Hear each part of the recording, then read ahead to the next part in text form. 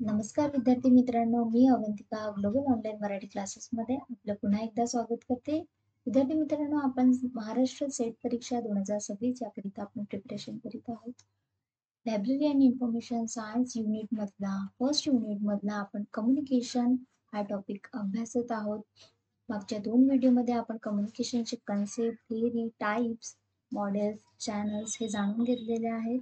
आज आपण बघणार आहोत प्रोसेस ऑफ कम्युनिकेशन. कम्युनिकेशनची प्रक्रिया काय असते, कशी असते ते बघणार आहोत.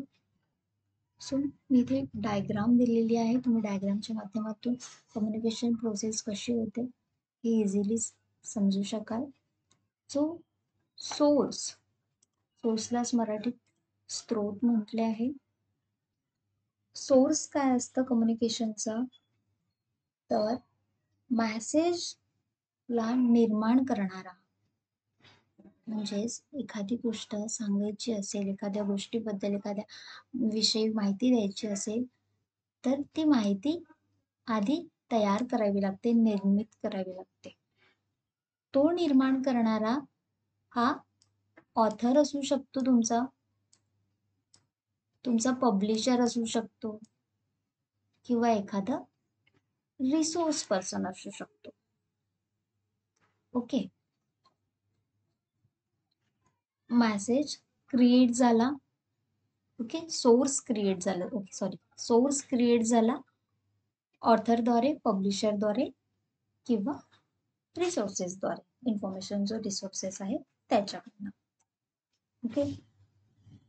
देन तुमचं सेंडर आलं. सेंडर काय आहे? तर मॅसेजला योग्य स्वरूपात आणणे, त्यावर काही प्रोसेस करून ते योग्य स्वरूपात आणणे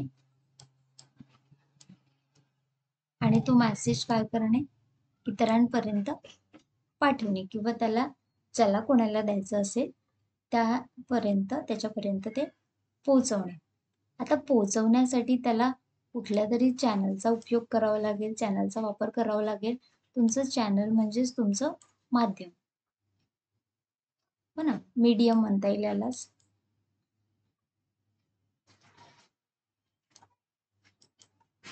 आता ते मीडियम काय असू शकतं? तुम्ही ते तुमच्या स्पीचद्वारे, लेटरद्वारे, तुमच्या मेलद्वारे किंवा सोशल मीडियाद्वारे तुम्ही तो मेसेज त्याला पाठवू शकता.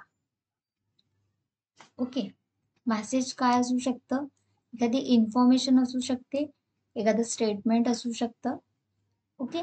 रिसिव्हर पर्यंत तो मेसेज पोहोचला, त्याला तो मेसेज मिळाला, तर रिसिव्हर काय करतो? तो मेसेज समजून घेतो, बरोबर. मेसेज ज्याला पोहोचून जातो, मग तो मेसेज हा ज्याच्यापर्यंत पोहोचत असतो तो एक विद्यार्थी असू शकतो किंवा एखाद्या संस्थेचा कर्मचारी असू शकतो. ओके. मीन्स त्याच्या मेसेज हा त्याच्या डेसिग्नेशनला पोहोचला, विद्यार्थी किंवा कर्मचारी. ओके. मेसेजला समजून घेऊन त्या मेसेजवर आपलं फीडबॅक देणे, त्या मेसेजवर रिस्पॉन्स करणे, प्रतिसाद देणे म्हणजे तुमचं फीडबॅक. ओके. म्हणजे सेंडरनी जे मेसेज फॉरवर्ड केलेला आहे रिसिव्हर पर्यंत, तो मेसेज हा डायरेक्ट नाही गेला, तर त्याच्यावर काही प्रक्रिया झाल्या आणि तो नंतर रिसिव्हर पर्यंत पोहोचला प्रॉपर वे मध्ये. त्यातून रिसिव्हरने जो अर्थ काढला त्या मेसेजच्या अकॉर्डिंग ते तुमचं आणि तुम्हाला रिप्लाय केलं, तो त्याचा feedback. Okay. So process of कम्युनिकेशनलाच मराठीत संप्रेषणाची प्रक्रिया असं म्हणता येईल. बेसिक एलिमेंट्स इथे दिलेले आहे. Source is what which process a message or sequence of message to be communicated to the receiving terminal. म्हणजे स्रोत तो व्यक्ती किंवा घटक जो निर्माण करतो किंवा संदेशाची मालिका तयार करून कर्त्यापर्यंत पोहोचवण्यासाठी तयार करतो. मग तो शिक्षक असू शकतो, व्यवस्थापक असू शकतो, वक्ता असू शकतो किंवा तुमचं प्रसार माध्यम. सेंडर काय आहे? Sender refer to transmitter which operate on message in the some way to produce a signal suitable for transmission over the channel. म्हणजे प्रेक्षक तो जो तयार केलेल्या संदेशावर काम करतो, बरोबर. जो मेसेज आहे त्या मेसेजवर काम करणे, काही प्रक्रिया करणे आणि तो प्रसारित करण्यासाठी त्याला योग्य स्वरूपात आणणे, त्याला त्याचं एक योग्य स्वरूपात रूपांतरित करणे हे सेंडरचं काम आहे. आणि हा घटक काय करतो? संदेशवाहिनी मार्ग म्हणजे एखाद्या चॅनल माध्यमातून तो मेसेज जो असतो तो पाठवत असतो. Channel is merely the medium used to transmit the signal from transmitter to receiver. काय? वाहिनी म्हणजेच माध्यम, चॅनल म्हणजेच माध्यम, ज्याद्वारे संप्रेषण जे तुमचं कम्युनिकेशन आहे ते कम्युनिकेशन काय आहे? प्रेषकाकडून ग्रहणाकडे म्हणजे सेंडर टू रिसिव्हर पर्यंत काय जातो? पोहोचविला जातो. ठीक आहे. मग तो मेसेज वाणीद्वारे म्हणजे बोलण्यातून, तुमच्या स्पीचद्वारे, लेखन, दूरध्वनी कम्युनिकेशन, टेलिकम्युनिकेशनद्वारे, फोनवर, ईमेल, तुमचा रेडिओ, टीव्ही किंवा सोशल मीडिया इत्यादीद्वारे तो जो मेसेज आहे तो या चॅनलचा वापर करून रिसिव्हरपर्यंत पोहोचविला जातो. Okay. Receiver perform the inverse operation that done by the transmitter, reconstructing the message from the signal. प्राप्तकर्ता हा तो घटक आहे जो प्रेषकाकडून म्हणजे सेंडरकडून प्राप्त झालेले जे मेसेज आहे त्याचा अर्थपूर्ण रूपांतर करतो, डिकोड करतो, मेसेजला समजून घेतो आणि म्हणजेच तो संदेशाचा काय करतो? पूर्ण अर्थ जो आहे तो पुन्हा निर्माण करतो, रिकन्स्ट्रक्ट करतो. तो म्हणजे तुमचा receiver. Destination, the person or thing for whom the message is intended. यालाच मराठीत गंतव्य असं म्हणतात. गंतव्य म्हणजे तो व्यक्ती किंवा घटक ज्याच्यासाठी संदेश पाठविला गेला आहे. म्हणजे मेसेज हा ज्याच्यासाठी आहे त्याच्यापर्यंत मेसेज गेला पाहिजे. मग तो मेसेज ज्याच्यासाठी आहे तो विद्यार्थी असू शकतो, तुमचा कर्मचारी असू शकतो, तुमचा ग्राहक असू शकतो किंवा ऑडियन्स असू शकतात, प्रेक्षक. Okay. Message is derived from Latin word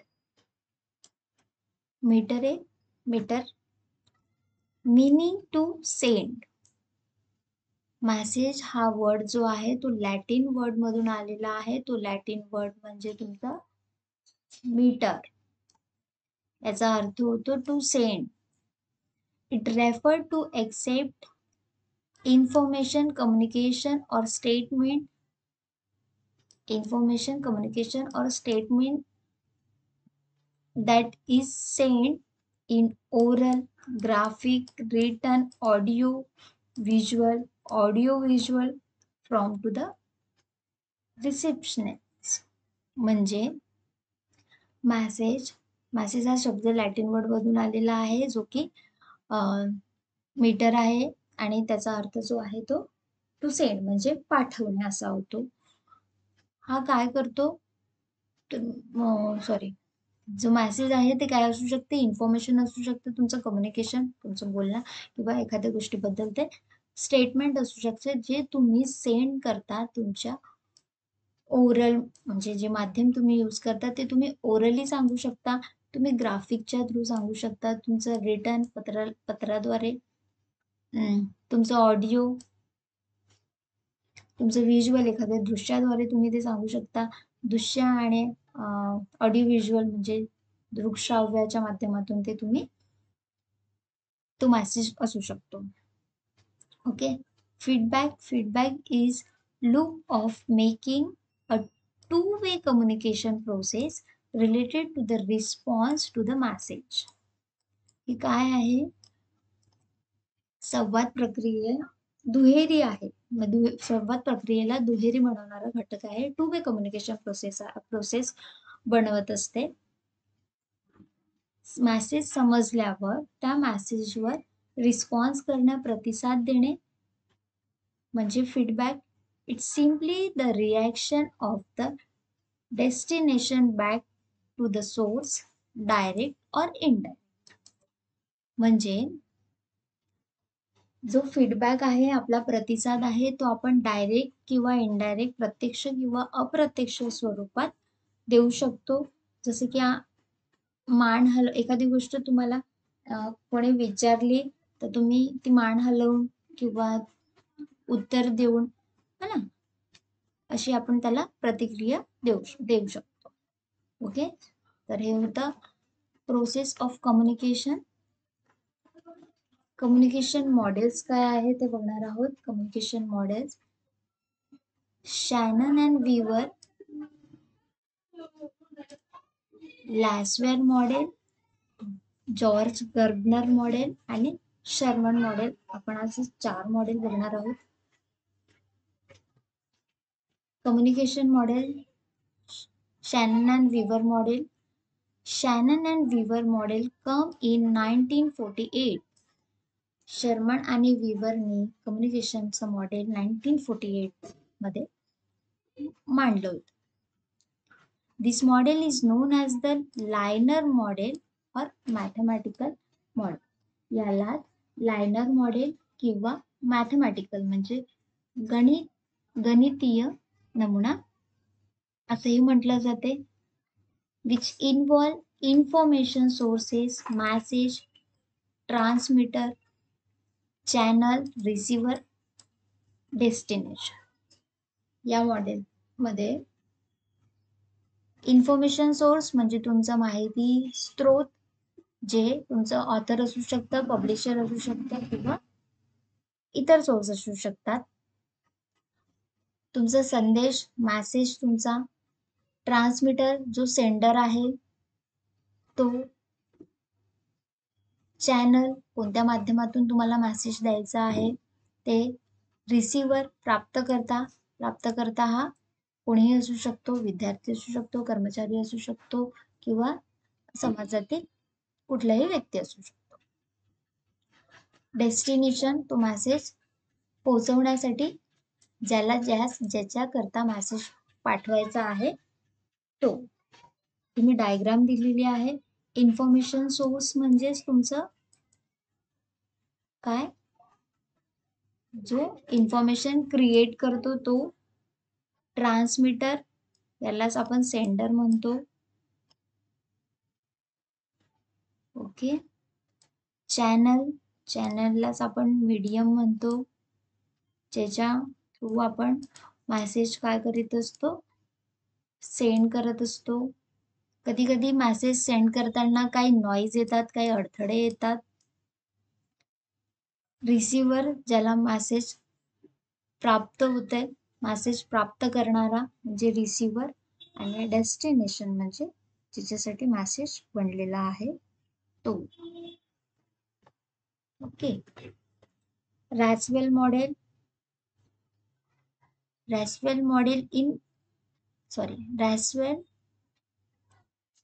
is US political scientist develop this model in 1948. हा मॉडेल सुद्धा 1948 मध्ये US पॉलिटिकल सायंटिस्ट रॉसवेल यांनीच बनवला आहे. Roswell split the communication process into different components. यांनी काही वेगवेगळ्या घटकामध्ये रॉसवेल मॉडेलचं जी प्रक्रिया आहे ती विभागली आहे. तर हू कम्युनिकेशन कोण संवाद साधतो. संवाद साधणारा हा ऑथर असू शकतो, पब्लिशर असू शकतो, रिसर्च बॉडी असू शकतात, काही संशोधन संस्था असू शकतात, ट्रान्सलेटर असू शकतो, अनुवादक असू शकतो, प्रोफेशनल बॉडीज, काही प्रोफेशनल बॉडीज सुद्धा हू कम्युनिकेशनचा पार्ट असू शकते. ओके, नेक्स्ट त्यांनी सांगितलंय से व्हॉट मॅसेज, म्हणजे मॅसेज काय सांगतो. तर symbolic content of the knowledge, use of language notation, symbols etc. म्हणजे ज्ञानाची प्रतिकात्मक सामग्री, भाषा, चिन्हे, प्रतीकाचा वापर तो या मेसेजमध्ये वापरत असतो. विच चॅनल, कोणत्या चॅनलच्या माध्यमातून तो तुम्हाला मेसेज कम्युनिकेट करीत असतो.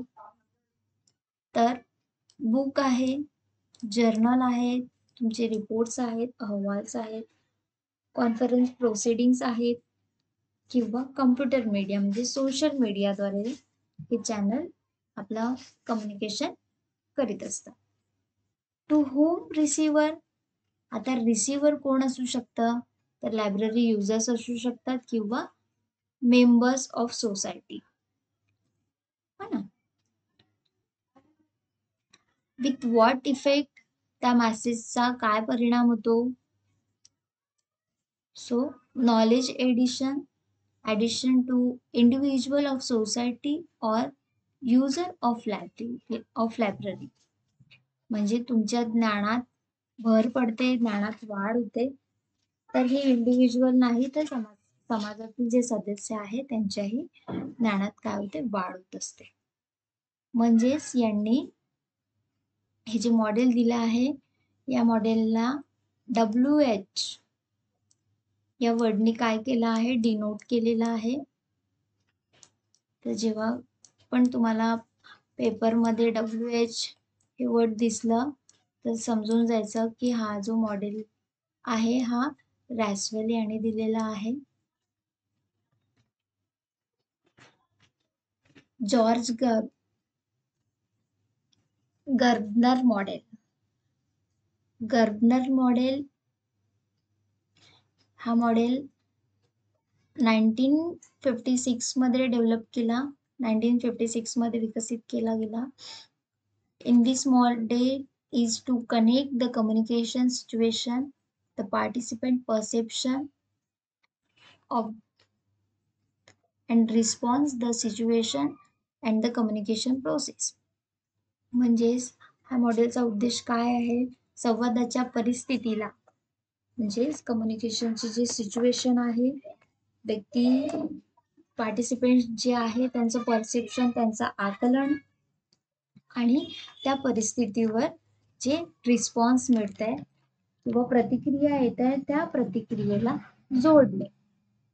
म्हणजेच हा संवाद कसा घडतो, या मॉडेलमध्ये काय सांगितलंय, संवाद कसा घडतो, व्यक्ती तो कसा समजतो, म्हणजे तो काय अंडरस्टँड करतो, त्याचं काय मिनिंग काढतं ते, आणि त्यावर कशी प्रतिक्रिया देतो हे स्पष्ट करते. म्हणजे तो मॅसेज समजून त्या मॅसेजवर तो काय रिस्पॉन्स करतो according to message how he reply. Okay, हे जे मॉडेल आहे हे मॉडेल आपल्याला याला सर्क्युलेट मॉडेल पण म्हणता येईल. सॉरी हा जो मॉडेल आहे हा मॉडेल एका पर्टिक्युलर इव्हेंटसाठी आहे असं म्हणता येईल आपल्याला. म्हणजेच हा मॉडेल एका पर्टिक्युलर टॉपिकवर सुरू असतो, हो ना. एक इव्हेंट असतं जो की पर्टिक्युलर त्या टॉपिक असतं, त्या टॉपिक रिगार्डिंग असतं.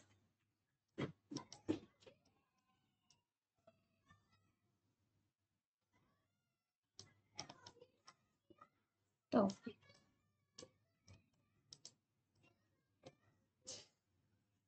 यालाच आपण इट्स मास पॉप्युलेशन कम्युनिकेशन पण म्हणू शकतो. एक किंवा एकापेक्षा जास्त लोकांमध्ये हे इव्हेंट तुमचं कॉन्फरन्स वगैरे होत आहेत, तर त्यात एकापेक्षा जास्त लोकांचा सहभाग असतो आणि एकाच टॉपिकवर ते बोलत असतात, एकाच टॉपिकवर ते कम्युनिकेट करत असतात.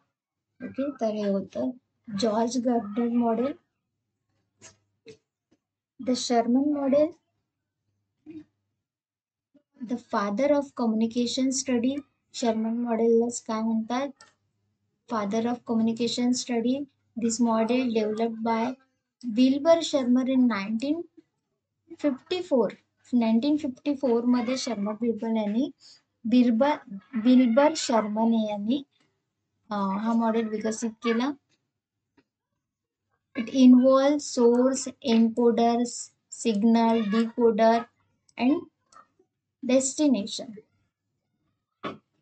या मॉडेलमध्ये सोर्स म्हणजे तुमचा स्त्रोत, एन्कोडर म्हणजे मेसेजला समोरच्या पर्यंत पोहोचवण्यासाठी त्यावर जी प्रक्रिया केली जाते ते म्हणजे तुमचं एन्कोडर. बरोबर. त्याच्यानंतर सिग्नल मीन्स तुमचं चॅनल, तुमचं माध्यम काय आहे ते.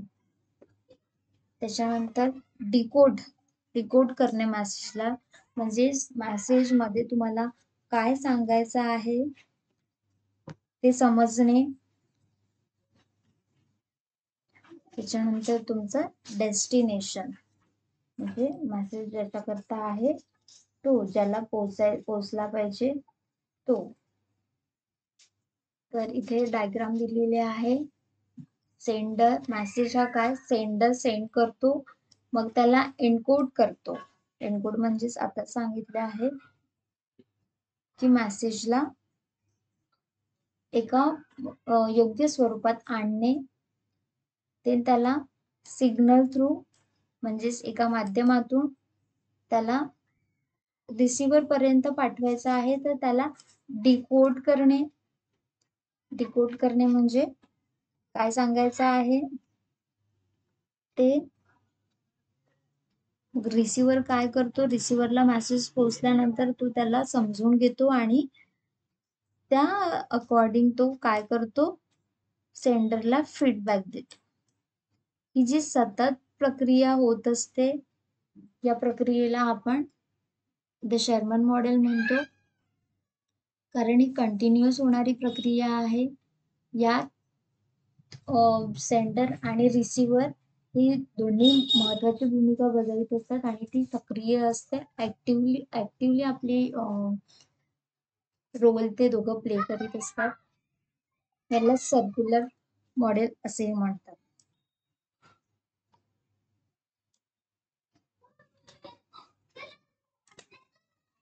तो क्लास तुम्हाला आवडला असेल तर नक्कीच तुम्ही याला लाईक करू शकता, शेअर करू शकता आणि सबस्क्राईब करू शकता. उर्वरित मॉडेल्स जे आहेत ते आपण उद्याच्या क्लासला बघूया. थँक्यू.